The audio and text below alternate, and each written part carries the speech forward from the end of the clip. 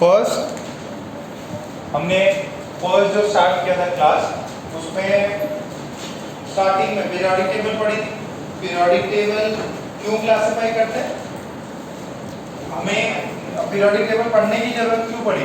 क्योंकि हमें एलिमेंट जो है उनको क्लासिफाई करना है, और क्लासिफाई करके क्या फायदा होगा? हम उनकी प्रॉपर्टीज इजीली पढ़ सकते हैं। बहुत सारे एलिमेंट्स हैं, तो उनको हमने क्या किया? क्लासिफाई किया, और क्लासिफाई करने के लिए हमने उनको एक टेबल फॉर्मेट में तैयार किया। तो ये क्लासिफिकेशन बहुत पहले से चल रहा था। पहले बीच में मेटल, नॉन मेटल, इस सब में क्लासिफिकेशन हुआ, फिर ट्रायड्स में क्लासिफिकेशन हुआ, फिर न्यू लाइन ऑक्टेव में क्लासिफिकेशन हुआ, फिर याद है वो ग्राफ आपने बनाया था अपन ने, उसको कौन सा बोलते हैं? लूथर मेयर कर्व बनाया था। तो लूथर मेयर कर्व में सुमित जो राइजिंग पीक्स होती हैं, असेंडिंग में कौन ऑक्युपाई करता स्पेस? हाँ, अल्कलाइन अर्थ मेटल, और जो डाउनवर्ड रहता है उसमें अल्कलाइन अर्थ मेटल करता है। डाउनवर्ड में कौन करता? डाउनवर्ड में, और अपवर्ड में अल्कली मेटल। अल्कली मेटल कौन होते हैं? फर्स्ट ग्रुप अल्कली, फर्स्ट पक्का, फर्स्ट ग्रुप, फर्स्ट है लिथियम, ये सब। और alkaline earth metal second group. अच्छा, उसके चोटी पे कौन रहता? कौन होते हैं? पक्का। और जो बॉटम लेयर है उस पे कौन रहता? ट्रांजिशन लिखाया था क्या? ओके। फिर आए मेंडेलिव ने फर्स्ट टाइम क्लासिफाई किया, जो कि बहुत मेजर ब्रेक थ्रू था। मेंडेलिव ने किसके बेसिस पे क्लासिफाई किया? Atomic mass. उसने कुछ एलिमेंट्स के जगह स्पेस खाली छोड़ दिया था। वो एलिमेंट कौन कौन से हैं? एका बोरॉन, एका सिलिकॉन। कौन कौन से एलिमेंट्स है? पता नहीं याद है क्या? बता दे। एका सिलिकॉन, जर्मेनियम, एका बोरॉन, गैलियम, कैडमियम, एका मैग्नीज, टेक्टिनियम। ओके, फिर सही कौन बताएगा? आशुतोष। एका सिलिकॉन, जर्मेनियम, एका बोरॉन, स्कैंडियम, एका मैग्नीज, टेक्टिनियम, एका एल्यूमिनियम, गैलियम। एका एल्यूमिनियम, गैलियम। मनीष, सब यही है? दिव्यम, हाँ लास्ट में पढ़ गए, ठीक है। वहाँ सोहम नोट्स लिख रहे हैं ना अभी? प्रथमेश, दोनों प्रथमेश, ठीक है। प्रथमेश, तुम्हारा हो गया रिकॉर्डिंग? नहीं हुई? कहाँ पे आजकल? यूनिट्स और डायमेंशन में। वो तो बहुत पहले थे, बहुत पहले कर रहे थे उसको तो। फ्राइडे तक हो जाएगा, कल ही फ्राइडे। अच्छा, अपन ने फिर मेन जो प्रॉपर्टीज पढ़नी थी, प्रॉपर्टीज को हमने दो में क्लासिफाई किया था। एक एटॉमिक प्रॉपर्टीज होता है और एक मॉलिक्यूलर प्रॉपर्टीज। एटॉमिक प्रॉपर्टीज किस पे डिपेंड करता है? सिर्फ और सिर्फ सिंगल एटम पे। मॉलिक्यूलर किस पे डिपेंड करता है? दो एटम से, मतलब एक सिंगल एटम पे उसकी प्रॉपर्टीज नहीं हो पाएंगी। तो जो एटॉमिक मॉलिक्यूलर प्रॉपर्टीज है उसके अंदर पहला कौन था? एग्जांपल कोई? एटॉमिक रेडियस, फिर क्या था? Melting point, boiling point. और यहाँ पे एटॉमिक में कौन कौन से थे? Ionization energy, electronegativity, electron affinity, ठीक है। ओके, अभी इसको अपन आगे कंटिन्यू करेंगे। तो हमने फर्स्ट पढ़ा जेड इफेक्टिव। हमने सबसे पहले क्या पढ़ा? Z effective. जेड इफेक्टिव क्या होता है प्रियन?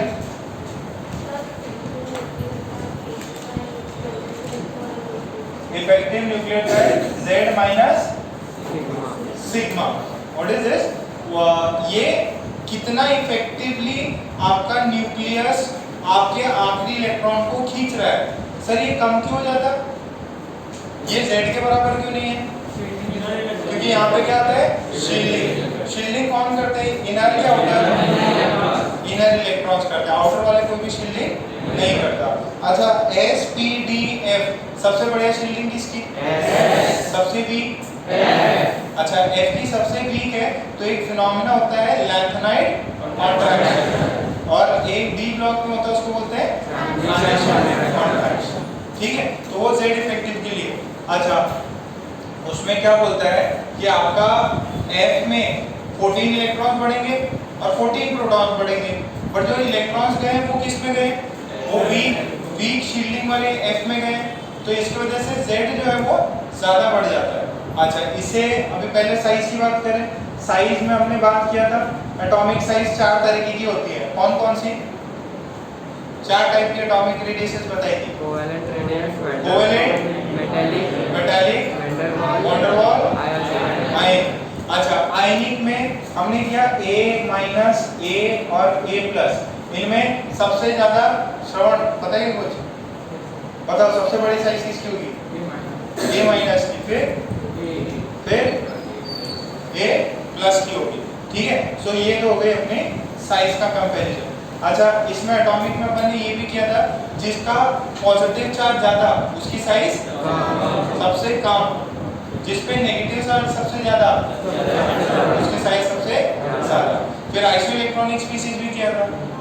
अच्छा फिर इसके अंदर एक जनरल ट्रेंड है कि अगर ग्रुप में टॉप से बॉटम जाओगे तो साइज क्या होगा? इंक्रीज। टॉप से बॉटम क्या होगा?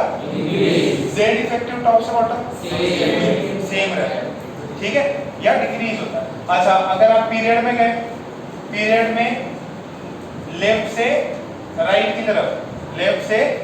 तरफ गए तो Z इफेक्टिव क्या होता है? इंक्रीज। साइज क्या होता है? ठीक है, ये जनरल पॉइंट्स थे। फिर हमने कुछ एक्सेप्शंस पढ़े थे। ठीक है, हमने पहले बोरॉन फैमिली में पढ़ा। बोरॉन तो पहले तो डी था। बोरॉन में सबसे बड़ा साइज किसका होता है? सबसे छोटा बोरॉन, फिर गैलियम, फिर इन्होंने क्या किया? अदला बदली। ठीक है, इन्होंने अदला बदली क्यों किया? क्योंकि गैलियम में क्या होता है? Transition contraction. क्योंकि जो scandium, titanium, vanadium, chromium, manganese, iron, cobalt, निकल, कॉपर, जिंक के बाद में क्या आता है? तो इस एलिमेंट में सबसे पहले होता है। फिर इसके बाद में क्या? इंडियम। फिर क्या है? अच्छा इंडियम और थैलियम में बहुत माइन्यूट सा डिफरेंस रहता है। वो क्यों रहता है? इतना कम डिफरेंस क्यों आया? यहाँ पे क्या लगता है? Lanthanide contraction. याद है क्या?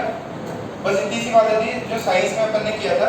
पुरानी चीजें आप लोगों को बहुत ज्यादा आपने रिवाइज नहीं किया है, इस वजह से कई सारी चीजें पुरानी उतनी बेटर है आपको याद नहीं है। अब हमने लास्ट में हेडिंग लिख ली थी क्या? साइज सब खत्म हो गया और नया सेक्शन है, नया सेक्शन आयनाइजेशन।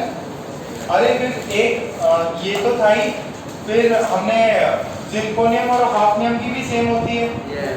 और फिर जो स्कैंडियम वो वाला है उसके अंदर अपन ने क्या बताया था? जिंक को बुझा दिया था अपन ने। जो जिंक होता है दो है ना, फर्स्ट सेकंड थर्ड पे उसको ले आए थे, और वहां से जो आखिरी में एक और था, कौन था वो? कॉपर को पीछे दो से जंप करा दिया था। ठीक है, और बीच में किसी के साइज सेम रहते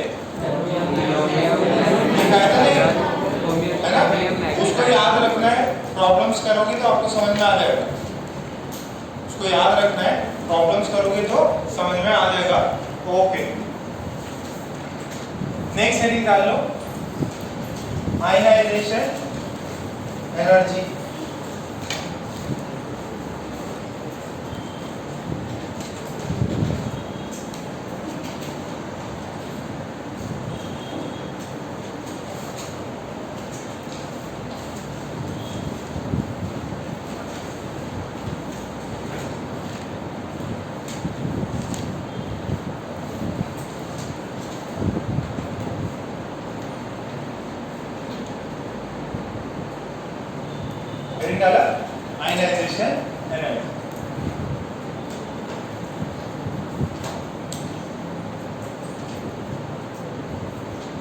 ठीक है, थोड़ा इंपॉर्टेंट है ionization energy.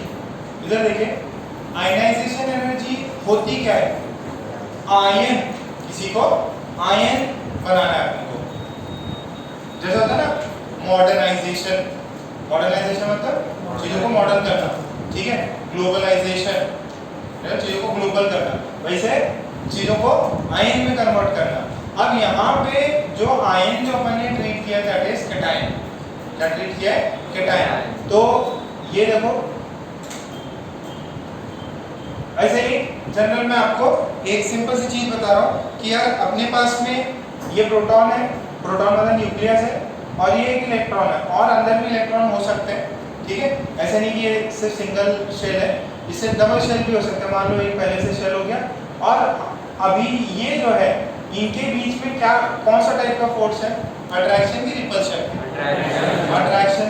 There is force of attraction between the nucleus, between the nucleus and the electron। तो इसकी वैल्यू पता है क्या? कि charge of nucleus into charge of electron upon r square. ऐसे क्या था क्या force? Force is k q1 q2 by r square. जो इलेक्ट्रोस्टैटिक फोर्स होता है वो होता है k q1 q2 by r square. वैसे ही एक ग्रेविटेशनल फोर्स होता है capital G m1 m2 by r square, ठीक है। तो वैसे ही दो चार्जेस के बीच में फोर्स होता है k q1 q2 by r square. तो अब देखो ये इसको अट्रैक्ट कर रहे हैं, कोई फोर्स लग रहा है, आपको क्या करना है? इसको निकाल देना है बाहर। आपको क्या करना है? आपको इससे ये जो इलेक्ट्रॉन है ना, इसको आपको बाहर निकालना है, इसको आपको बाहर ले जाना है। बाहर ले जाने के लिए क्या करना पड़ेगा? आपको फोर्स लगाना पड़ेगा। देखो ये अट्रैक्ट कर रहा है, तो आपने एक्सटर्नल बंदा बन के आपने इसमें फोर्स लगा के इसको बाहर निकाल दिया, ठीक है। आपको कुछ ना कुछ वर्क करना पड़ा। देखो मुझे ये बॉटल उठा के यहाँ पे रखनी है, मुझे इस बॉटल को, तो मैंने फोर्स लगाया और मैंने कुछ काम किया, और मैं उसको कहीं दूसरी जगह पे डिस्प्लेस कर रहा हूँ। मैंने इसको यहाँ से यहाँ डिस्प्लेस किया, तो मुझे कुछ वर्क करना पड़ा। मुझे किसका पोजीशन करना पड़ेगा? इसका। तो यहाँ पे क्या होगा? आपको एनर्जी देनी पड़ती है। जनरली क्या होता है? आपको एनर्जी देनी पड़ती है, तभी जाके इलेक्ट्रॉन बाहर निकलेगा। इसको एक सिंपल टर्म्स में, एक मेटल है गैसियस स्टेट में, इसका आयनाइजेशन एनर्जी अगर मैंने दे दी, आयनाइजेशन एनर्जी IE, IE मतलब क्या? Ionization energy. अगर मैंने आयनाइजेशन एनर्जी दे दी तो ये कन्वर्ट हो जाएगा Mg+ और इलेक्ट्रॉन। ये इसका मतलब क्या है? आपने इसको बना दिया कैटायन, और ये इलेक्ट्रॉन को क्या कर दिया? बहुत दूर ले गया, ठीक है। तो उसके न्यूक्लियस से बहुत, उसके न्यूक्लियस के इन्फ्लुएंस से बहुत दूर ले जाना इज आयनाइजेशन, ठीक है। तो ये पॉइंट समझ में आ रहा क्या? पक्का? तो इसमें अपन एक सिंपल सा, इसको देखो नाम क्या है? Ionization energy. मतलब आपको कितना एनर्जी देना पड़ा ताकि वो उसको इलेक्ट्रॉन को अपन क्या करे? बाहर कर सके। किससे? उस न्यूक्लियस के सिस्टम से, उस एटम से, उस एटम से। तो what is ionization energy? Energy required, simple सा स्टेटमेंट है, energy required to remove the electron from the outermost orbit to infinity of an isolated, ये क्या किया अपन ने? एकदम आइसोलेटेड, इसके आजू बाजू में और कोई भी नहीं है। To infinity of an isolated gaseous atom is known as ionization, is known as ionization energy। ये बात सबको समझ में आ रही है? पक्का? ठीक है, इसको छाप लो आराम से।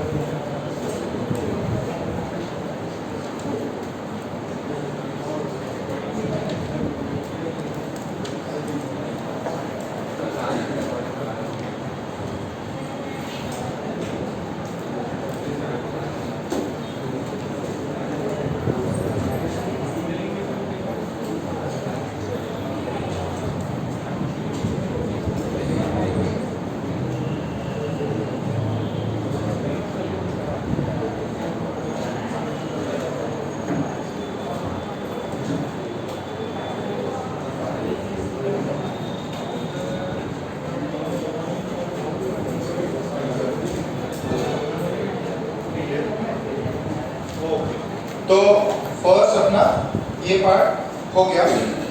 अब इसको ये जो है ना, इसके नीचे एक और चीज लिख लीजिए, this is isolated gaseous atom. Isolated का मीनिंग समझते हैं क्या? आइसोलेटेड का मीनिंग आजू बाजू में कोई और दूसरा एम नहीं है, ठीक है, ये लिख लीजिए।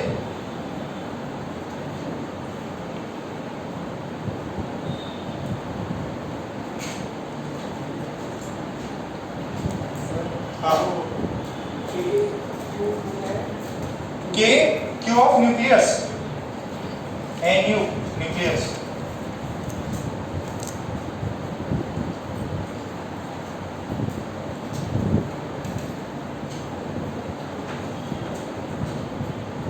अच्छा, अब मैं आपको एक सिंपल सी चीज और बताता हूं।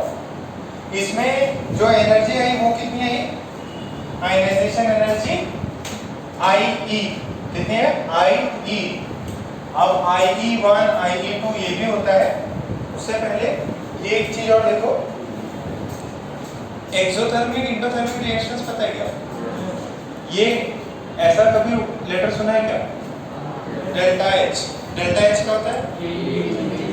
चेंज इन हीट एनर्जी, ठीक है, या चेंज इन इंथैल्पी बोलते हैं। इंथैल्पी क्या होता है? इंथैल्पी आपका गैसेस चल रहा है, उसके बाद थर्मोडायनेमिक्स होगा, थर्मोडायनेमिक्स में पढ़ाया जाएगा, ठीक है। तो दो चीजें होते हैं डेल्टा H के ऊपर। अगर डेल्टा H पॉजिटिव है तो उसको बोलते हैं इंडोथर्मिक। क्या बोलते हैं? Endothermic reaction. इसको क्या बोलते हैं? एक्सोथर्मिक।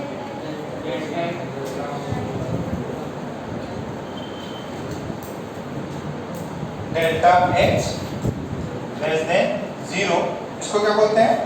एक्सोथर्मिक रिएक्शन, ठीक है, ये चीज पता है। अच्छा, एक्सोथर्मिक में हीट एब्जॉर्ब होता है कि रिलीज? रिलीज। तो डेल्टा H है तो इसका मतलब हीट रिलीज हो। क्या होगा? हीट रिलीज होगा। इसमें क्या होगा? Heat absorb.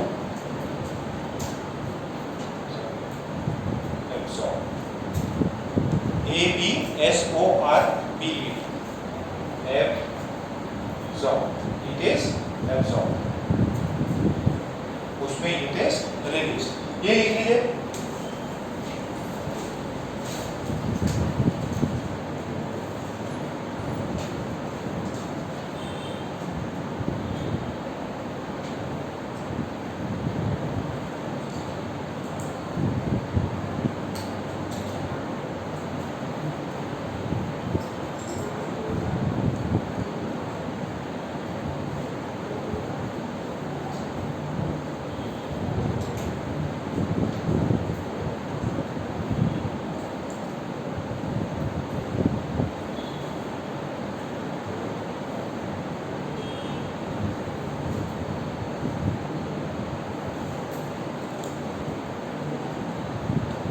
बाद में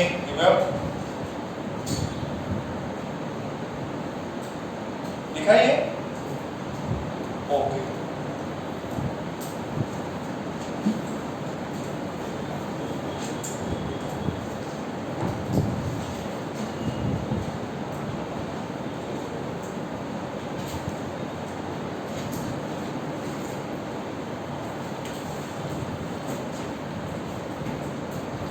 अच्छा लिखो, यूनिट ऑफ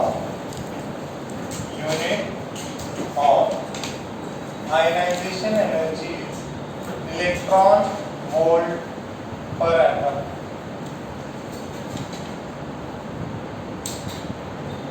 इस इलेक्ट्रॉन वोल्ट पर एटम और किलो जूल पर मोल और किलो कैलोरी पर मोल।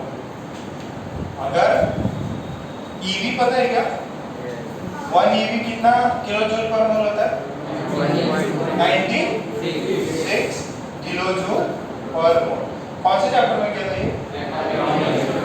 तो आपको यार अरे उसमें तो मैंने करा रखा है ना आपको, आयनाइजेशन एनर्जी सब बता रखा है आपको, याद है उसमें आयनाइजेशन पोटेंशियल ये सब बताया था कि एक इलेक्ट्रॉन को आपको निकाल के इंफिनिटी तक ले जाना है, तो आपको कुछ ना कुछ एनर्जी सप्लाई करनी पड़ेगी, तभी जाके तो आपका इलेक्ट्रॉन निकलेगा, याद है? तो उसके अंदर अपन ने निकाला भी था 13.6, याद है? हाइड्रोजन में पहले की 13.6, फिर दूसरे में इंफिनिटी पे ले जाओगे तो 13.6 देना पड़ता है, फिर 13.6 है और एक 3.4 आता माइनस में, याद है डेटा? फिर दूसरा क्या था? -1.5, फिर उसके बाद 0.85, याद है? भूल गए सब? तो यही वो आयनाइजेशन एनर्जी है। अब अच्छा, एक इलेक्ट्रॉन वोल्ट आपको पता ही है। अच्छा, अब इसके अंदर क्या होता है? सक्सेसिव, नेक्स्ट जानिए, successive ionization energy, successive ionization energy,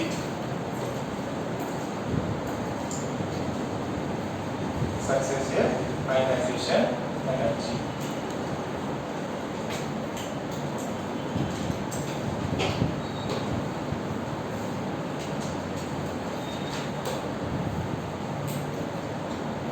successive ionization energy क्या होती है? ध्यान से देखो, एक आपके पास M है, सेपरेटेड गैसियस स्टेट में है ना, गैसियस स्टेट में मानते हैं इनको अपन, क्योंकि देखो अगर कोई भी एटम, पहले तो क्या किया जाता, अगर कोई मेटल टाइप है तो उसको हम लोग कन्वर्ट करेंगे पहले सब्लिमेशन से गैसियस में, गैसियस में ही देखा जाता है। तो अगर अपन ने इसको आयनाइजेशन एनर्जी 1 दिया तो क्या होगा इसका? M+, ठीक है, और ये रहेगा इलेक्ट्रॉन। मान लो हमने वापस से इस M+ को एक एनर्जी दिया, अब ये हो जाएगा आयनाइजेशन एनर्जी 2, तो ये हो जाएगा M2+, इसको हमने दिया आयनाइजेशन एनर्जी 3, ये कितना हो जाएगा? M3+। अब ये देखो, this is called as successive ionization energy, successive हो रहा है, मतलब एक के बाद एक हो रहा है। तो अब लॉजिकली बात बताओ, कोई आदमी है, ठीक है, और उससे आपने जैसे स्टूडेंट हो, ठीक है, किसी के नोट्स इनकम्प्लीट है, एक बच्चे ने, जो भी अच्छा स्टूडेंट है जो नोट्स लिखता है, उससे एक बुक ले लिया आपने, तो भाई मैं आपको कंप्लीट करके देता हूँ, ठीक है, आपने वो बुक लौटाई नहीं और आप उसके बाद चले गए कि यार तेरे फिजिक्स की हो गई, जरा मैथ्स की भी बुक दे दे, आपने लौटाई नहीं है, वो बोले कि मैथ्स की भी दे दे, तो वो आसानी से देगा, मुश्किल से देगा, क्योंकि ऑब्वियसली एक तो पहले ले रखी है, उसको भी रिवीजन करना है, ठीक है, तो आपने दूसरी बुक ले ली, तो इसमें बहुत ज़्यादा मुश्किल होगी, आपको बहुत ज़्यादा उसको एनर्जी देनी पड़ेगी, ठीक है, पिज़्ज़ा खिलाना पड़ेगा, कोल्ड ड्रिंक खिलानी पड़ेगी, फिर जाके वो मानेगा और आपको सेकेंड वाली बुक भी देगा। फिर मान लो आपको बोलें कि आपने फिजिक्स मैथ्स ले ली, अब केमिस्ट्री भी हड़पनी है उसकी बुक, तो आपको कुछ खिलाना पिलाना और पड़ेगा, रोकड़ा देना पड़ेगा, तो इन सबसे ज़्यादा मेहनत किस में करनी पड़ेगी? थर्ड वाले में। देखो निकाल रहे हैं एक ही, इसमें भी एक इलेक्ट्रॉन निकाला, इसमें भी एक इलेक्ट्रॉन, इसमें भी एक इलेक्ट्रॉन, सबसे ज़्यादा इनमें कौन सी वाली एनर्जी है? I(E)3। Reason, successive ionization difficult होता जाता है, क्यों? आपने पहले से उसके इलेक्ट्रॉन निकाल लिए, अब इलेक्ट्रॉन्स की संख्या कम, प्रोटॉन्स की संख्या बढ़ती जा रही है। पहले देखो ध्यान से, फर्स्ट वाले केस में अगर फॉर एग्जांपल M जो है, M में Z10 है और इलेक्ट्रॉन इसमें 10 है, अब M+ आया, M+ में ये 10 है और ये कितने हुए? 9, फिर M2+ आ गया, इसमें ये 10 और ये कितना? 8। तो पहले आपने 10 इलेक्ट्रॉन के बीच में निकाला था, ठीक है, अब 9 इलेक्ट्रॉन है, प्रोटॉन ज़्यादा है, अब और भी प्रोटॉन्स ज़्यादा है, इलेक्ट्रॉन्स कम है, तो निकालना क्या हो जाएगा? टफ हो जाएगा, क्यों? क्योंकि इनका जो अट्रैक्शन है वो ज़्यादा होगा। जैसे सेम वो बच्चे वाले केस में, ठीक है, एक बुक ले ली, अब उसको भी पढ़ना है, उसके बाद कमी है, तो आपको एक्स्ट्रा एनर्जी देनी पड़ेगी। तो सबसे ज़्यादा इसमें कौन होता? जितना ज़्यादा आयनाइजेशन करते जाओगे उतनी हालत खराब होती जाएगी, उतनी ज़्यादा आपको एनर्जी देनी पड़ेगी, क्योंकि फर्स्ट वाले में वो बहुत ज़्यादा पॉजिटिव चार्जेस नहीं थे, फिर अब क्या हो रहे? पॉजिटिव चार्ज बढ़ रहे, तो ज़्यादा एनर्जी देनी पड़ रही। तो एक पॉइंट लिख लीजिए, सक्सेसिव आयनाइजेशन एनर्जी, पॉइंट लिख लीजिए, सक्सेसिव आयनाइजेशन एनर्जी। अब उसके अंदर मैं इधर है ना वापस आपको लिखा देता हूँ, ध्यान से सुनना। सक्सेसिव एनर्जी आयनाइजेशन एनर्जी में क्या है, पहला आपके पास m रहेगा, आपने अगर उसको Mg प्लस में बनाया प्लस इलेक्ट्रॉन में, तो यहाँ पे जो एनर्जी गई वो कितनी हो गई, this is called as forced ionization energy, this is called as forced ionization energy, इसको बोलते हैं अपन फोर्स्ड आयनाइजेशन एनर्जी। फिर आपके पास वही सेम चीज दिखा रहा हूं, पहले से आपके पास में क्या है, एक और इलेक्ट्रॉन, अब इसका और एक और इलेक्ट्रॉन निकालो, इसमें जो एनर्जी आएगी उसको क्या बोलेंगे, सेकेंड आयनाइजेशन एनर्जी, इसको बोलेंगे सेकेंड।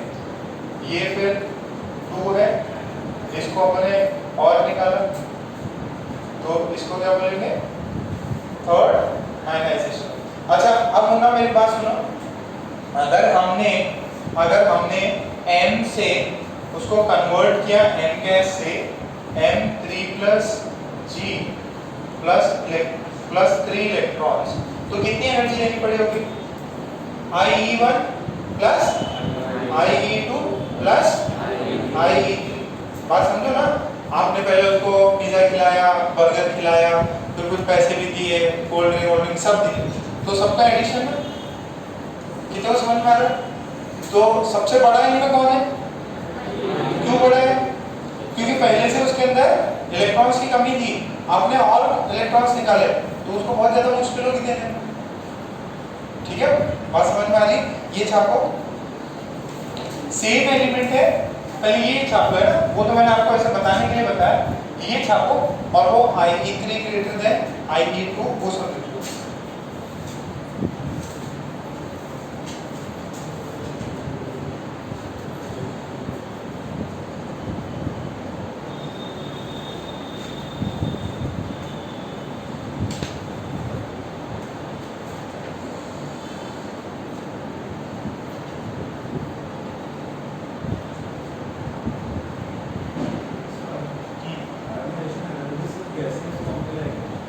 सिर्फ गैसेस,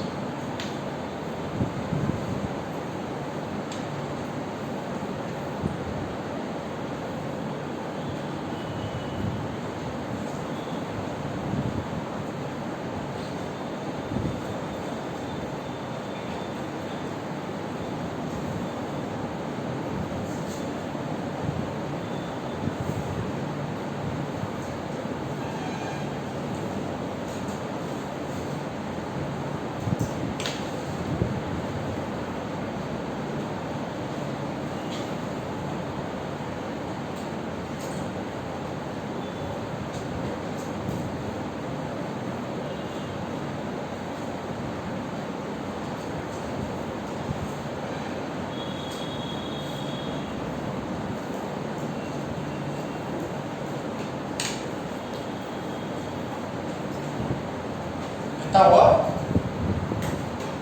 उसमें पॉइंट लिख लो।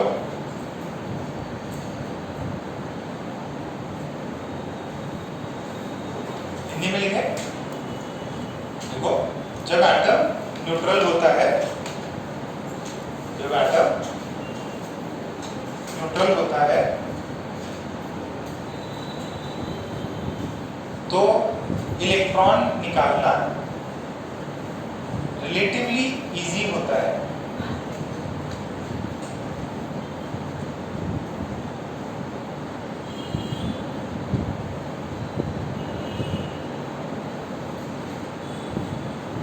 जब एटम न्यूट्रल होता है तब इलेक्ट्रॉन निकालना रिलेटिवली इजी होता है। तो स्टॉप।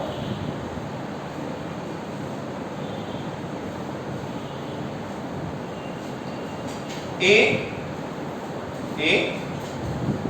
कैटायन से इलेक्ट्रॉन निकालना, एक कैटायन से इलेक्ट्रॉन निकालना डिफिकल्ट है,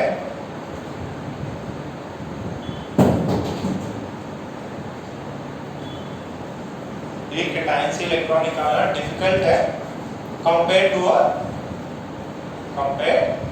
न्यूट्रल एटम। एक कैटायन से इलेक्ट्रॉन निकालना डिफिकल्ट है कंपेयर टू न्यूट्रल एटम। ठीक है, फुल स्टॉप लगा के जितना पॉजिटिव चार्ज कैटायन का इंक्रीज होगा, जितना पॉजिटिव चार्ज कैटायन का इंक्रीज होगा उतना ही डिफिकल्ट इलेक्ट्रॉन्स का बाहर निकालना। ठीक है, लॉजिक समझ में आ रहा है क्या? न्यूट्रल का निकालना बहुत आसान है। ठीक है, एक चार्ज से और न्यूट्रल में चार्ज की मुश्किल होती है, और जितना एक एटम पे, ठीक है, पॉजिटिव चार्ज होगा कैटायन पे, जितना पॉजिटिव चार्ज होगा उतना ही उससे इलेक्ट्रॉन निकालना डिफिकल्ट होता जाएगा। रीजन क्या है? क्योंकि उसके अंदर इलेक्ट्रॉन की संख्या कम, प्रोटॉन की संख्या ज्यादा हो गई, तो ऑब्वियस है ना, प्रोटॉन जो है उसको ज्यादा पुल करेंगे, तो निकालना ज्यादा टफ। उसके पास पहले से कमी हो गई, आप उसकी कमी को और कम कर रहे हो, मतलब समझ रहे हो, पहले से किसी के पास इलेक्ट्रॉन नहीं है, आप और इलेक्ट्रॉन निकालना चाह रहे हो।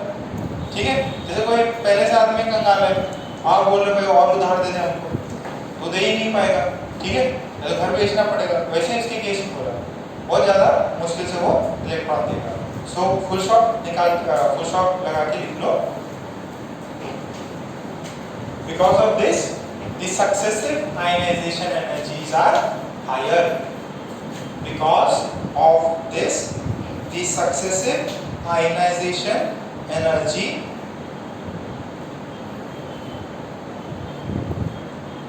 are higher. Because of this, the successive ionization energies are higher. जो successive ionization energy होंगी वो क्या होंगी? Higher होंगी। ये ऑर्डर लिखा क्या आपने? I3 greater than I, ये नहीं लिखा? जल्दी लिखो। IE3 greater than IE2 greater than, बस ये लिखना है। ये तो ऊपर वाला तो मैंने लिख दिया यहाँ पे।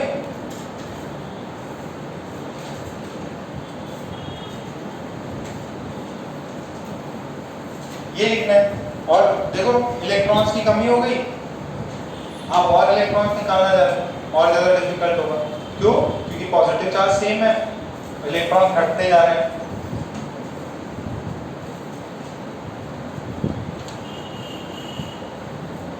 वही ना?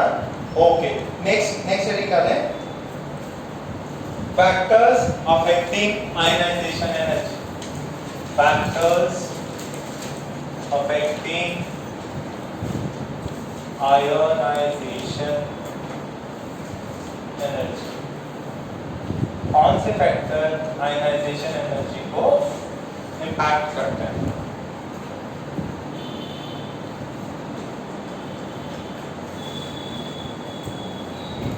सबसे पहला Z इफेक्ट। सबसे पहला Z effect. What is Z effective? Effective nuclear charge। बेटा एकदम सिंपल बताओ, अगर न्यूक्लियर चार्ज बढ़ा तो इलेक्ट्रॉन्स को निकालना इजी है कि मुश्किल? देखो फोर्स है, फोर्स क्या था? K Q Z, न्यूक्लियस बोला था ना, क्या मैं उसको Z इफेक्टिव बोल दूं? देखो थोड़ी देर पहले Z न्यूक्लियस लिखा था, तो वही है न्यूक्लियर का इफेक्टिव चार्ज Z और इलेक्ट्रॉन बाय R²। ठीक है, तो अगर Z इफेक्टिव ज्यादा है, फोर्स क्या होगा? ज्यादा, तो force is directly proportional to Z effective. यानी उतना मेरे को अगर निकालना है तो उतना वर्क करना पड़ेगा। तो आयनाइजेशन एनर्जी किससे प्रोपोर्शनल हो गया? Z। जितना ज्यादा Z इफेक्टिव है उतना ज्यादा आपको वर्क करना पड़ेगा निकालने, उतनी ज्यादा मुश्किल होगी। जितना न्यूक्लियस से अट्रैक्ट होगा इलेक्ट्रॉन उतना आपको अपोज करके उसको रोकना पड़ेगा निकालने के लिए, तो इट इज डायरेक्टली प्रोपोर्शनल। तो उसमें स्टेटमेंट लिख लो, higher is the value of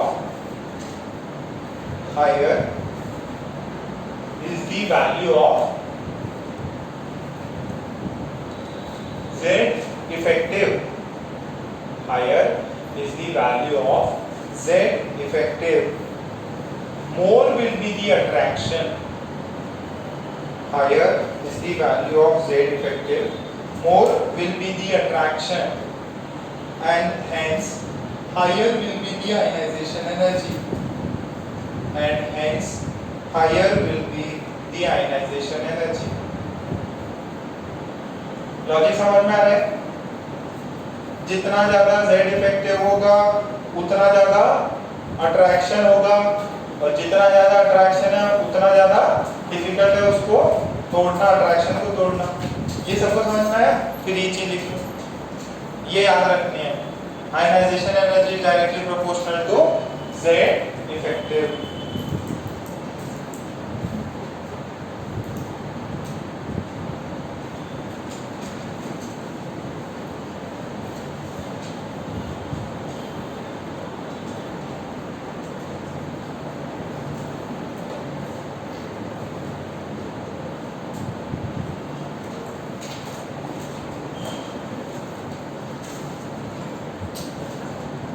second है size of atom.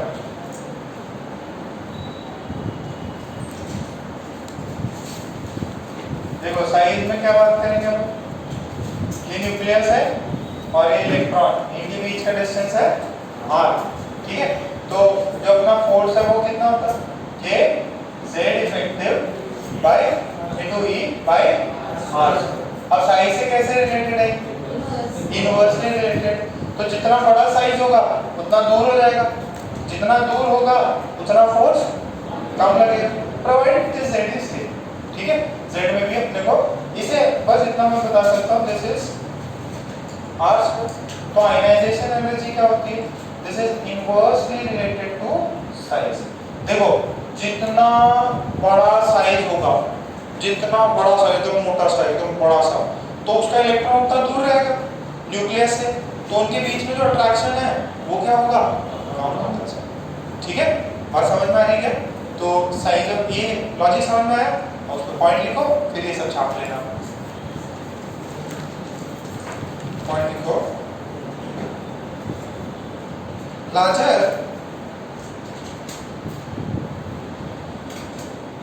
larger is the size of atom, larger is the size of atom,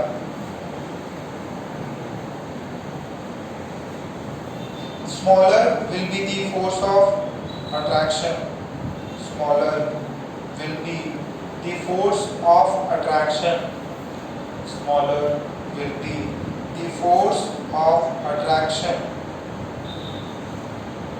and easier will it be, and easier will it be to remove,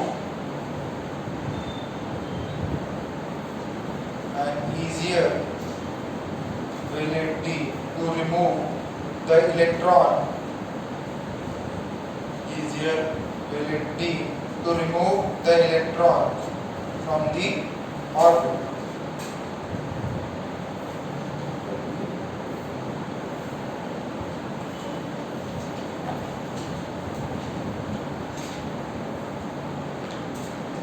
And easier will it be to remove the electron. ये लिख लो।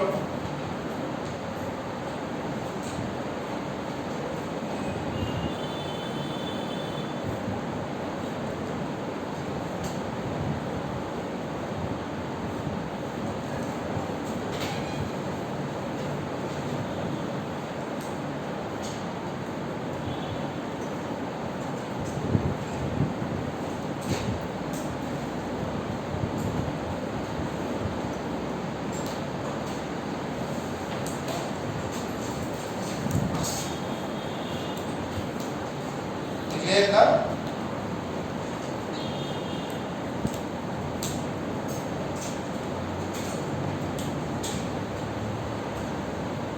फिर next लिखें penetration power.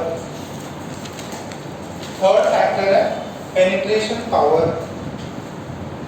Of subshell.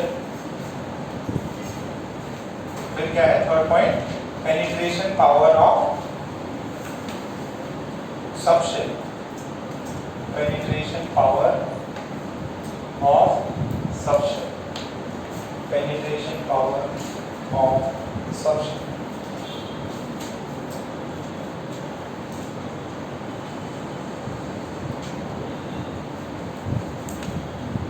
देखिए बाकी सब factors ठीक है, size Z. अच्छा अब मुझे एक चीज बताओ, पेनिट्रेशन, पेनिट्रेशन मतलब कौन पास में है, ठीक है।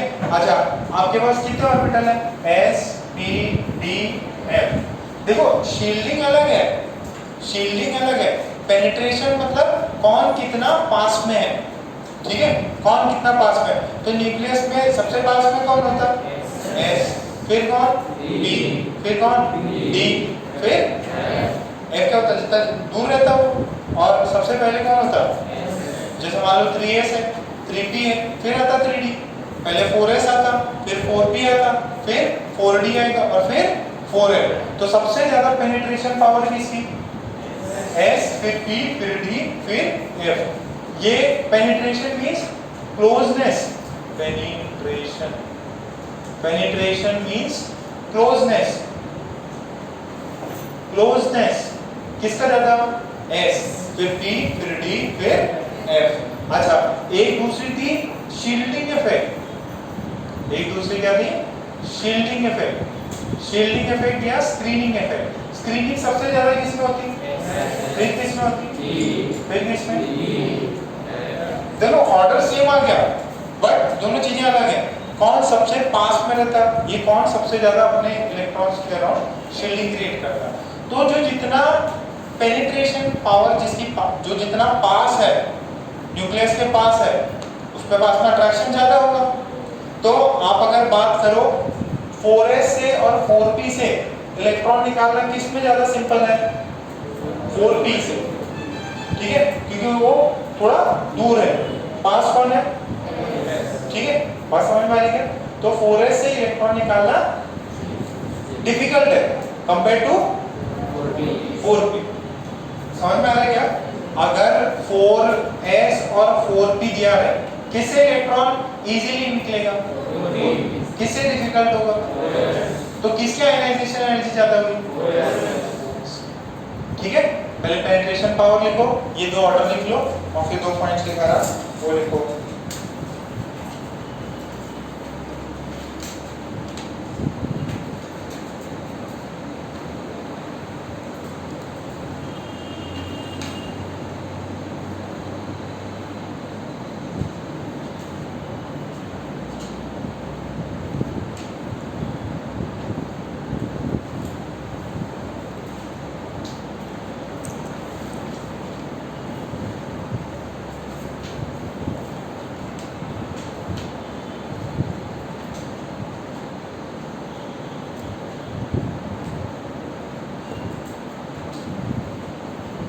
What the?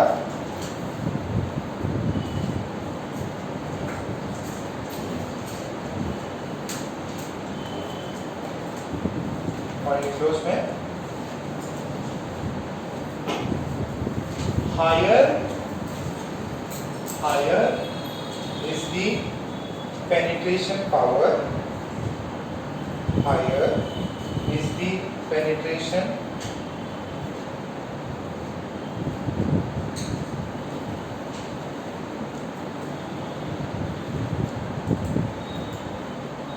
higher is the penetration power of orbitals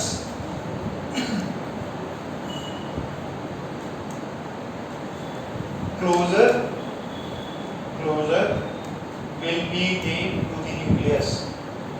Higher is the penetration power of orbitals closer will be gained to the nucleus,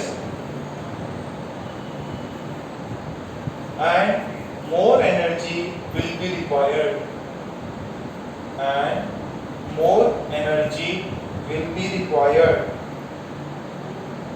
more energy will be required to remove the electrons, and more energy will be required to remove the electrons. To stop.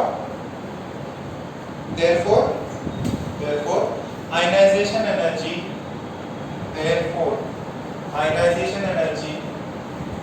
will depend upon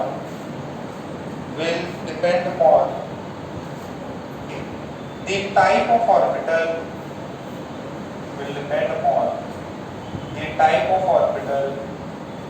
from which the electron is removed. Type of orbital from which the electron is removed.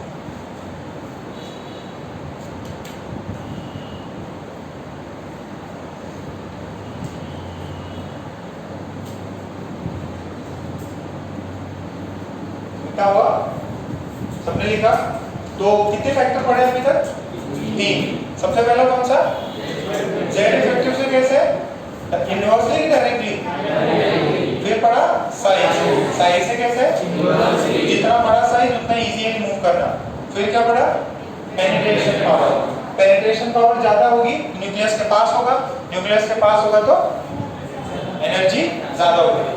ठीक है, फिर एक fourth लिख लो, आखिरी लिख लो fourth, electronic configuration. Fourth लिखो electronic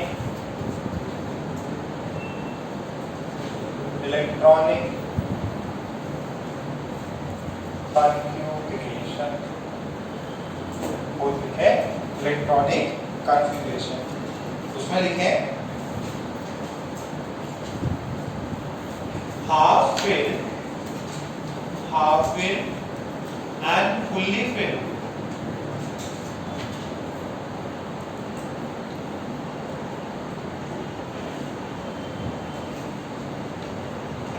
Half filled and fully filled orbitals. Half filled and fully filled orbitals are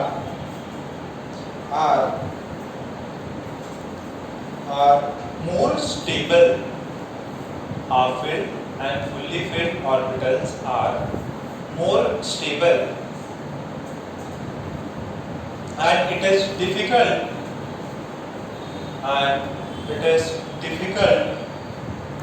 to remove electron from them, and it is difficult to remove electrons from them, and it is difficult to remove electrons from them. ठीक है, जैसे आपका P3, D5 और F7 ये क्या है? Half filled और fully filled में क्या जाएगा? C6, इसमें क्या आएगा? D10, इसमें क्या आएगा? F14। तो ये अगर हाफ फील्ड हो और फुल्ली फील्ड हो तो उससे इलेक्ट्रॉन निकालना क्या होता है? डिफिकल्ट। क्यों डिफिकल्ट? क्योंकि जो हाफ फील्ड और फुल्ली फील्ड होता है वो क्या होता है? एक्स्ट्रा स्टेबल होता है। तो स्टेबल है, स्टेबल को आप अनस्टेबल कर रहे हो तो उसके लिए आपको एक्स्ट्रा एनर्जी देनी पड़ेगी ना।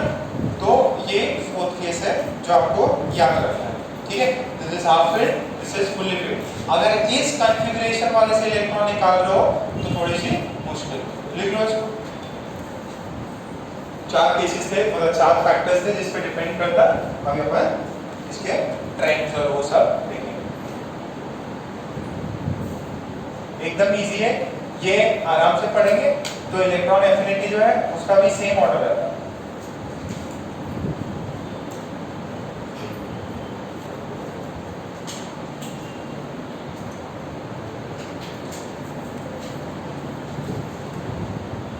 एकदम इजी प्रॉब्लम है, और इसके लिए आपको इलेक्ट्रॉनिक कॉन्फ़िगरेशन आना चाहिए। कितनों को इलेक्ट्रॉनिक कॉन्फ़िगरेशन अच्छे से आती है? बताने आती है ना बेटा?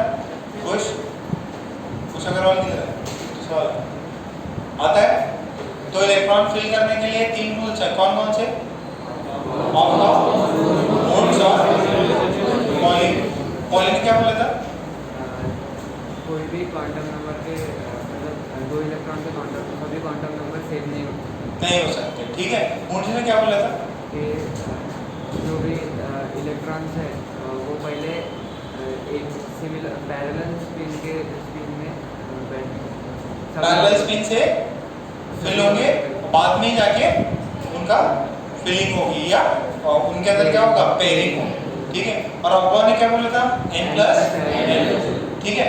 सो हमको ट्रेंड्स पढ़ना, अभी फैक्टर्स पढ़ लिए, होता क्या है ये समझ लिया। अब ट्रेंड्स में क्या होता है, एक पीरियड में होता है। पीरियड में बताओ, पीरियड में कहां से कहां मूव करते हैं, लेफ्ट टू राइट।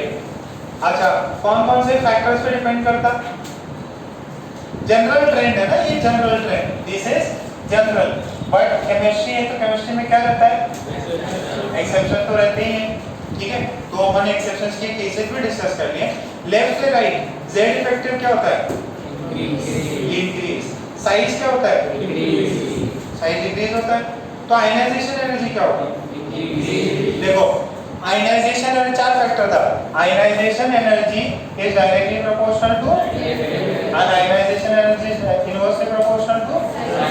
तो यहाँ पे Z इफेक्टिव ज्यादा, Z इफेक्टिव बढ़ रहा है लेफ्ट से राइट, तो आयनाइजेशन एनर्जी क्या होना चाहिए, साइज क्या कर रहा, साइज घट रहा, तो आयनाइजेशन एनर्जी, दोनों फैक्टर क्या कर रहे हैं, सपोर्ट कर रहे हैं, तो आयनाइजेशन एनर्जी क्या होना चाहिए, ठीक है। ये कहां से कहां, लेफ्ट से राइट। ये अगर आपसे कोई पूछे what is the general trend, आप बोलोगे लेफ्ट से राइट बढ़ेगा, बट इन बिटवीन कुछ ऊपर नीचे होता है, हाँ होता है, उसको अपन डिस्कस करेंगे, ठीक है। जनरल ट्रेंड बोले तो आप बोलोगे लेफ्ट से right the ionization energy increases, from left to right the ionization energy increases. पक्का सुमित, पीछे भी। तो हम क्या कर रहे बेटा, कुछ छाप रहे, कुछ नोट्स बना रहे क्या, किसके, पुराने वाले, ये बना रहे ना।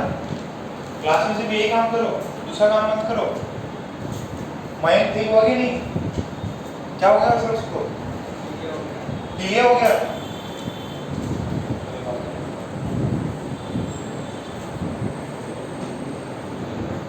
नेक्स्ट देखो, पीरियड हो गया, फिर बेटा क्या करते हैं अपन, ग्रुप में कैसे मूव करते हैं, टॉप से बॉटम, तो ऊपर से नीचे, ऊपर से नीचे जेड इफेक्टिव जनरली क्या होता है, सेम मान, ठीक है।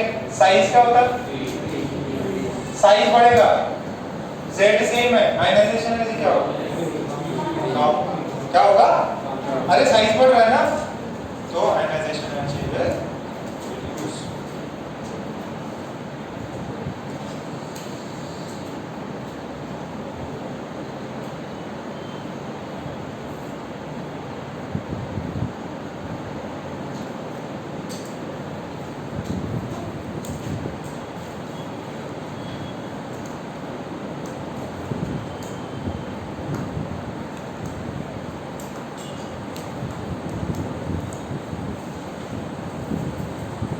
ऑर्डर चमक गया क्या, कितने फैक्टर्स पे डिपेंड करता, चार, Z effective, size, penetration power और इलेक्ट्रॉनिक कॉन्फ़िगरेशन।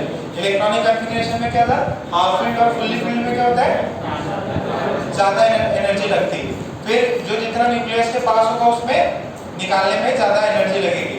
फिर अपन ने क्या किया था, साइज से इनवर्स, जेड इफेक्टिव से, ठीक है। अब अपन क्वेश्चन करते हैं, कंपेयर, पहला question, compare the ionization energy, compare the ionization energy of first period, compare the ionization energy of first period, compare the ionization energy of first period. Solution लिखोगे, first period में कौन, hydrogen और helium, ये 1s1 और ये 1s2। Left से right क्या हो रहा, जेड इफेक्टिव इंक्रीज मारेगा, जेड इफेक्टिव इंक्रीज मारेगा, और इसका क्या है, ये फुल्ली फिल्ड भी है, तो इससे इलेक्ट्रॉन निकालना थोड़ा सा टफ है। ये तो नोबल गैस है, नोबल गैस स्टेबल है, और आप उससे इलेक्ट्रॉन निकाल रहे हैं तो उसको अनस्टेबल कर रहे हैं। बात समझो, लेफ्ट से राइट क्या हो रहा है, जेड इफेक्टिव इंक्रीज होता, प्लस ये नोबल गैस है, नोबल गैस है, नोबल गैस को आप छेड़ रहे हैं तो ये सही मानेंगे क्या उसको? नहीं, तो इसका क्या होता है? ज्यादा। कितने समझ में आ रही है? पक्का? ओके, सेकंड पीरियड देखो।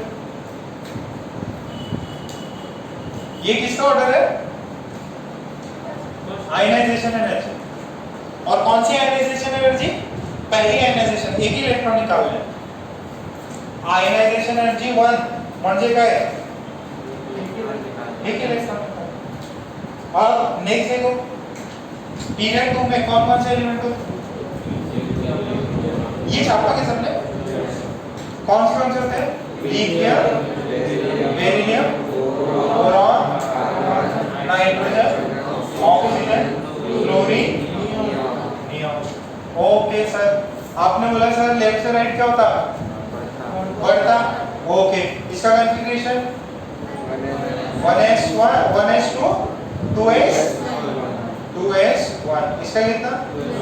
2s2। इसका कितना? 3 सॉरी 2s2 और 2p। इसका कितना? 2p2। इसका कितना? 2p3। इसका कितना? इसका 2p5। इसका कितना? 2p6। ये इलेक्ट्रॉनिक कॉन्फ़िगरेशन हो गया। तो सर आपने बोला था लेफ्ट से राइट मूव करेंगे तो क्या होगा? सबसे ज्यादा किसका आना चाहिए? किसका आना चाहिए? सॉरी, सबसे कम किसका आना चाहिए? लिथियम का सबसे कम। फिर किसका आना चाहिए? आप देखो, अपन ने पेनिट्रेशन पावर में डिस्कशन किया था। देखो, आप एक 2s2 से निकाल रहे हैं, ये कंप्लीटली फील्ड है कि फुल्ली? सॉरी, ये फुल्ली फील्ड है। और एक आप निकाल रहे हैं p से, यहाँ पे 2p1 से निकाल रहे हैं। तो किससे कंपैरेटिवली इजी निकालना होगा? बोरॉन से निकालना इजी होगा। क्यों? क्योंकि इसका क्या है? This is fully filled, this is fully filled. Plus इसके अंदर एक और फैक्टर है, s का क्या होता है? देखो दो चीजें हैं, यहाँ से आप s से निकालोगे, यहाँ से आप किससे निकाल रहे हो? p से। तो p में क्या है? पेनिट्रेशन पावर कम, s की पेनिट्रेशन पावर ज्यादा, प्लस इसके अंदर फुल्ली फिल्ड भी है। तो इससे लिथियम से जस्ट बाद में किसकी होती और बोरॉन से ज्यादा किसकी हो जाती? क्या ये ऑर्डर सबको समझ में आ रहा है? ये याद रखना है। अच्छा, फिर किसका होगा? सर इससे इसके बाद में आपका कार्बन। कौन आ जाएगा? कार्बन। फिर कौन आएगा? नाइट्रोजन। क्यों नहीं?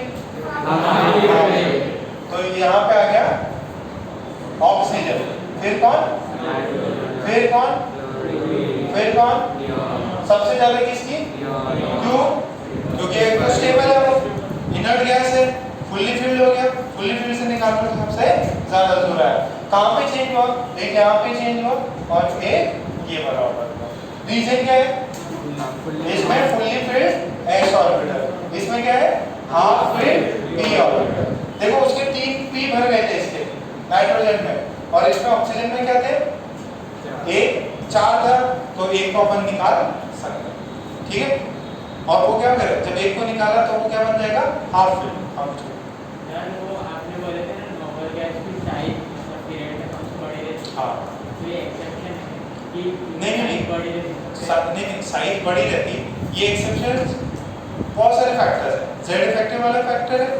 देखो तुम साइज देखो, जेड इफेक्टिव सबसे ज्यादा इसका। फिर दूसरा क्या? इलेक्ट्रॉनिक कॉन्फ़िगरेशन में कैसा हो गया ये? Completely filled.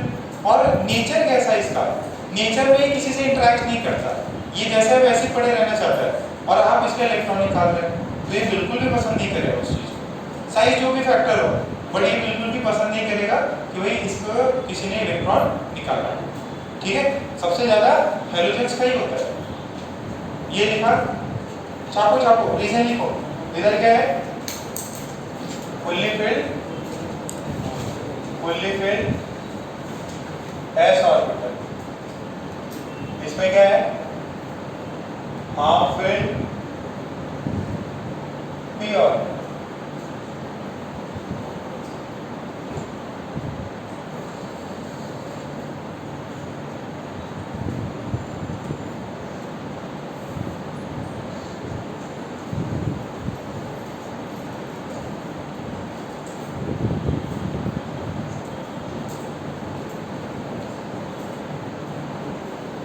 ये हुआ तो पीरियड 3 करें।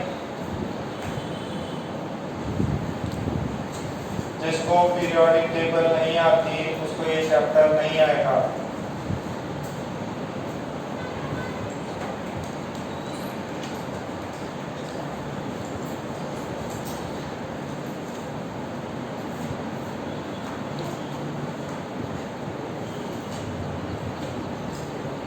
थर्ड पीरियड में कौन कौन सा एलिमेंट है? Sodium, magnesium, aluminium, silicon, phosphorus, sulphur, chlorine. ठीक है, तो इसमें देखो इसका क्या होता है 3s1, इसका कितना होगा 3s2, इसका कितना होगा 3s2, 3p1, इसका कितना होगा 3p2, इसका कितना होगा 3p3, इसका कितना होगा 3p4, इसका कितना होगा 3p5, इसका कितना होगा 3p6। सबसे ज्यादा किसकी होगी? सबसे ज्यादा आर का, क्यों? क्योंकि ये तो नोबल गैस है और उसका P orbital fully filled. Main तो बोलोगे यार वो लेफ्ट से राइट जाओगे तो Z इफेक्टिव बढ़ेगा और Z इफेक्टिव सबसे ज्यादा किसका है? Noble gas. तो इसमें भी क्या हाफ फिल्ड फुल्ली फिल्ड आ जाएगा? तो सबसे कम किसका? सोडियम का, फिर किसका? एल्यूमिनियम का, फिर किसका? ये दोनों में अल्टीपल्टी क्यों हुआ? क्योंकि मैग्नीशियम क्या है? Half sorry fully filled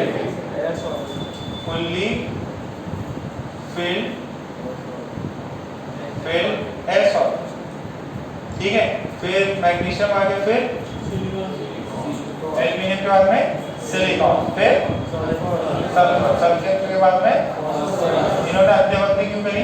half filled pure, half filled pure. फिर कौन बेटा? क्लोरीन, फिर कौन? आर्गन का। इजी है, रट जाएगा। आपको क्वेश्चन भी है इसके, तो एज इट इज आपको क्वेश्चन भी करना होगा। क्या भाई हो यहीं बैठ के पढ़ते थे तुम कितने बजे तक? 4 बजे तक, तो 4 बजे करते हैं वाला कल क्लास थी तुम्हारी? पहले लो करते हैं। कोई क्लास थी बायो की तुम्हारी? छुट्टी थी, आज भी छुट्टी है, क्लास है।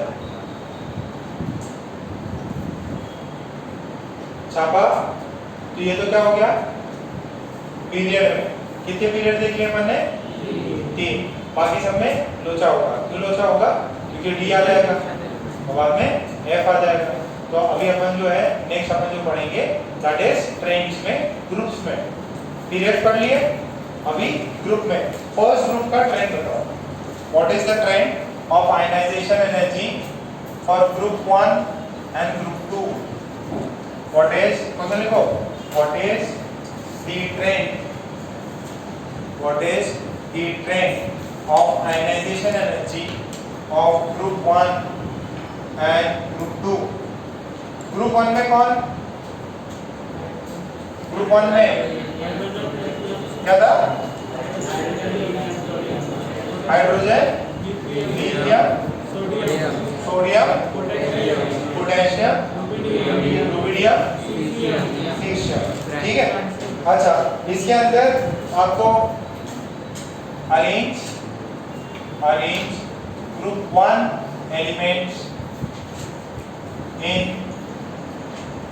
in order of ionization energy के ऑर्डर में अरेंज करिए। देखिए डाउन द ग्रुप क्या होता है? टॉप से बॉटम आयनाइजेशन एनर्जी क्या होती है? इंक्रीज या डिक्रीज? डिक्रीज करती है। क्यों? जेड इफेक्टिव से और साइज क्या होती? बढ़ती। तो जितना नीचे बड़ा होगा उतना इलेक्ट्रॉन से दूर होगा, इजी होगा निकालना। तो सबसे ज्यादा किसकी होगी? सबसे ज्यादा हाइड्रोजन कंसीडर मत करो, लिथियम से कंसीडर करो। किसकी होगी? लिथियम की। किसकी? उससे कम सोडियम, उससे कम, उससे कम, उससे कम सीशियम की सबसे कम होती है। सीशियम की किसी होती है सबसे कम जो होती है दैट इज ऑफ सीशियम। ये ग्रुप 1। ग्रुप 2 का ऑर्डर लिखो। ग्रुप 1 का मैंने लिख दिया, ग्रुप 2 का लिखो।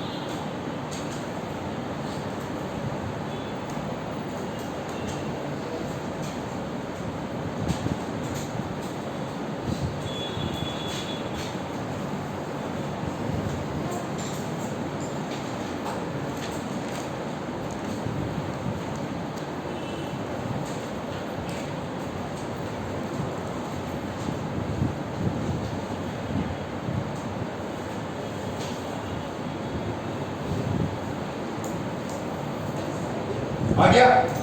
सबसे कम किसकी, सबसे ज्यादा किसकी? बेरिलियम। फिर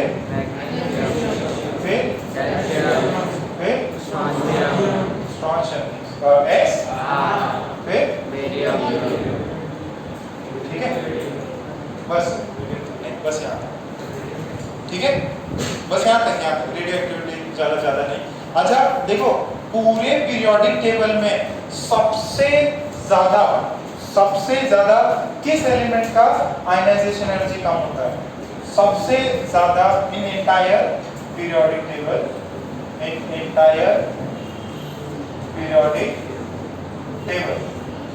देखो डाउन द ग्रुप क्या होता है? कम। लेफ्ट से राइट जाओगे तो बढ़ेगा। देखो यहाँ पे तो डिक्रीज होगा और यहाँ पे जाओगे तो क्या होगा? इंक्रीज। यहाँ पे जाओगे तो क्या होगा? इंक्रीज। यहाँ पे आओगे तो क्या होगा? डिक्रीज। तो सबसे कम कहाँ पे मिलेगा? यहाँ पे। सबसे in the entire periodic table minimum ionization energy किस एलिमेंट का है? सीशियम। किसका? सीशियम। अच्छा, maximum ionization energy periodic table में किस एलिमेंट का होगा? देखो यहाँ से बढ़ेगा, नीचे जाओगे घटेगा। सबसे ज्यादा पीरियोडिक टेबल में है हीलियम। किसका? हीलियम। एंटायर पीरियोडिक टेबल में सबसे ज्यादा आयनाइजेशन एनर्जी हीलियम का है और सबसे कम किसका है? सीशियम। सीशियम पे तो अगर लाइट भी गिर जाएगी ना, लाइट गिर जाएगी तो उससे अंदर से इलेक्ट्रॉन निकल सकता है। अच्छा, फोटो इलेक्ट्रिक इफेक्ट पता है क्या? फोटो इलेक्ट्रिक इफेक्ट में क्या होता था? यहाँ से ऐसे लाइट गिरती थी, फोटोन, और फोटोन से क्या होता था? यहाँ पे अंदर के इलेक्ट्रॉन्स निकलते थे और इलेक्ट्रॉन्स क्या होते थे? बाहर। तो this is photo electric material. Photo electric material मतलब ये इतना आयनाइजेशन एनर्जी कम है इसका कि अगर फोटोन भी गिरा, लाइट भी गिरी तो भी इलेक्ट्रॉन इसका निकल सकता है। कौन सा एलिमेंट? पीरियोडिक टेबल में सबसे छोटा किसका? सबसे बड़ा किसका? हीलियम। डाउन द ग्रुप आपको पता ही है, डाउन द ग्रुप क्या होता है? डिक्रीज। और आयनाइजेशन एनर्जी क्या होगा? डिक्रीज। और लेफ्ट से राइट पीरियड में चलोगे तो आयनाइजेशन एनर्जी क्या होगा? इंक्रीज। ठीक है, एक और क्वेश्चन देखोगे, compare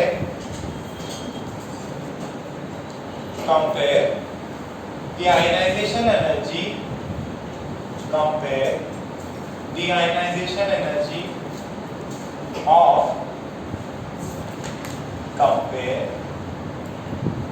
the ionization energy of compare the ionization energy of oxygen and nitrogen.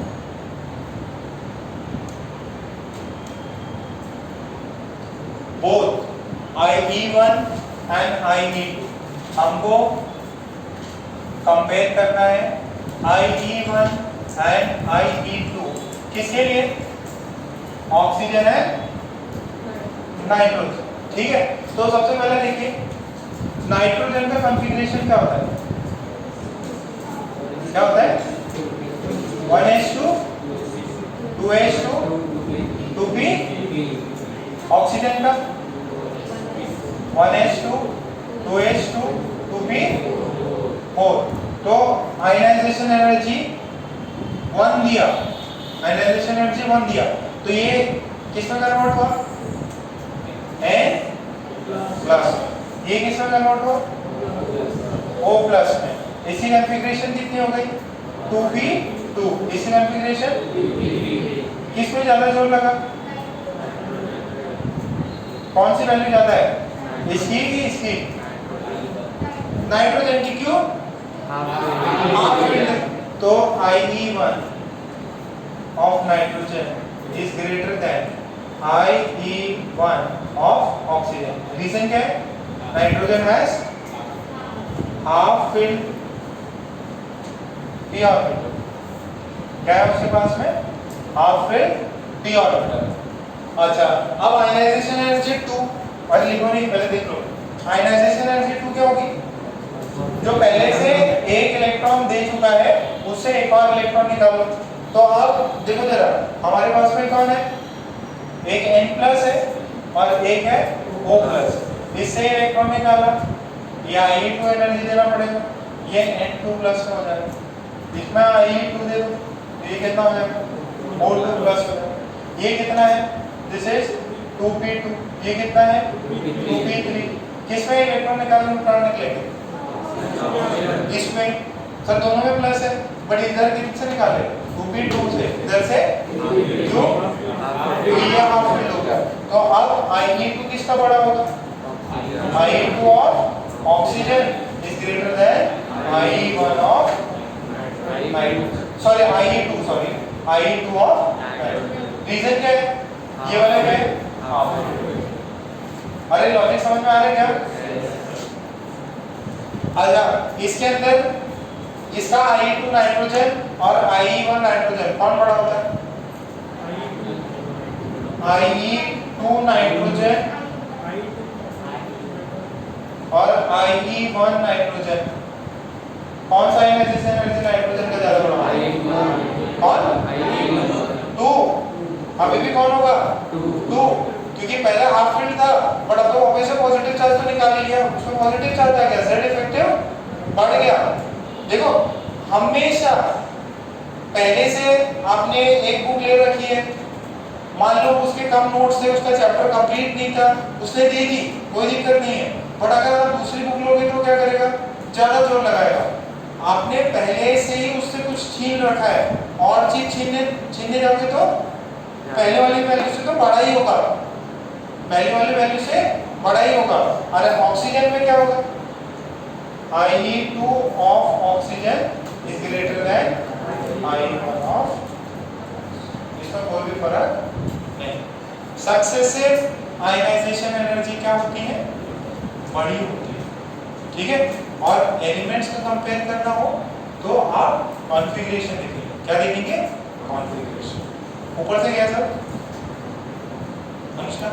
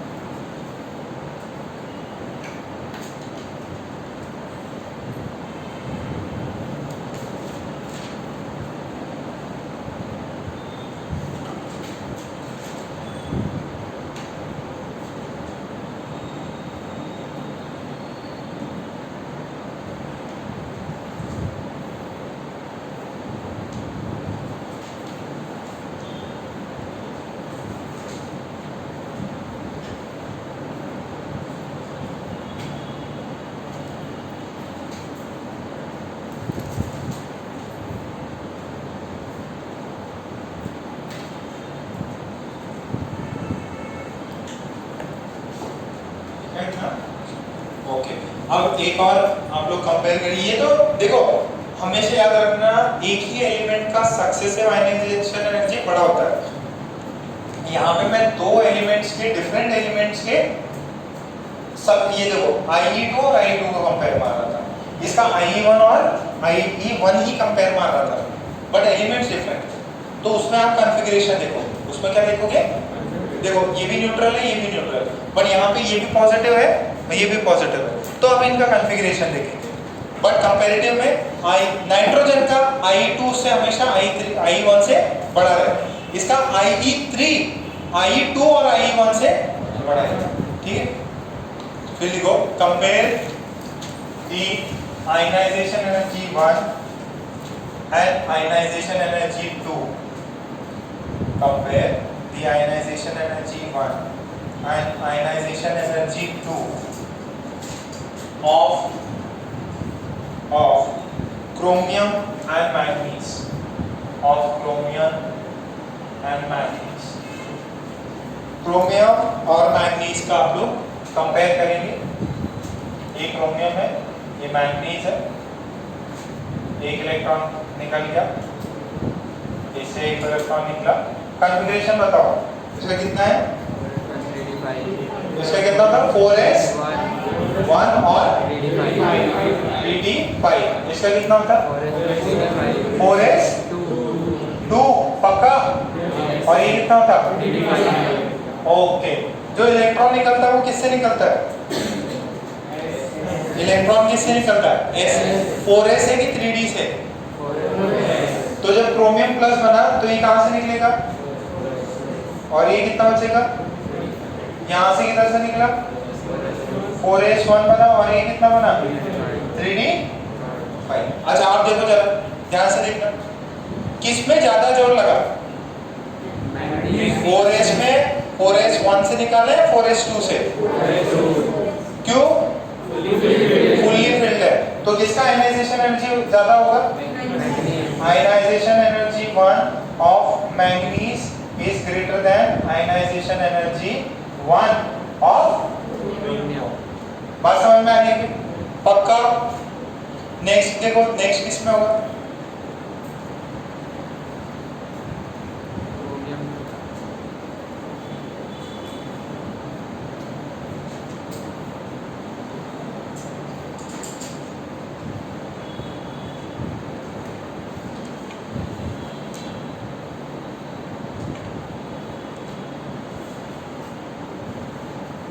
ध्यान देखिए, क्रोमियम प्लस है, मैग्नीशियम प्लस है, इसको आयनाइजेशन एनर्जी 2 दूंगा तो ये क्रोमियम 2 प्लस बनेगा, इसको आयनाइजेशन एनर्जी 2 दूंगा ये बनेगा मैग्नीशियम 2 प्लस। इसका कॉन्फ़िगरेशन कितना है? 4s0 3d5। इसका कितना है? 4s1 3d5। इससे इलेक्ट्रॉन कहां से निकलेगा? D से। S में तो कुछ भी नहीं, तो इसका कितना बनेगा? 4s0 3d4। इसका कितना बनेगा? 4s0 3d5। इससे यहां से कहां से निकला? हाफ फील्ड से। कहां से निकला? हाफ फील्ड से। यहां से क्या है? सर ये भी हाफ फील्ड है, अरे बट ये D वाला ज्यादा इफेक्टिव है। D वाला क्या है? ज्यादा इफेक्टिव है। अच्छा, और दूसरा क्या बोल सकते हैं कि यार ये 3 से निकल रहा है और ये 4 से निकल रहा है, ये 3 से निकल रहा है, 3 न्यूक्लियस के ज्यादा पास है कंपेयर टू 4 के, तो इसकी वजह से एक तो हाफ फील्ड है प्लस ये थर्ड से निकल रहा है और ये किससे निकल रहा है? तो यहाँ से अपन लोग क्या बोलेंगे, किसका ज्यादा है? IE2 ऑफ क्रोमियम बड़ा है IE2 ऑफ मैंगनीज। ठीक, चमक रहा है थोड़ा बहुत। अच्छा, क्रोमियम के सिर्फ और सिर्फ क्रोमियम के IE1 और IE2 में कौन बड़ा? IE2। ठीक है, सक्सेसिव आयनाइजेशन एनर्जी क्या होती है? ठीक है क्या ये बात सबको समझ में आया?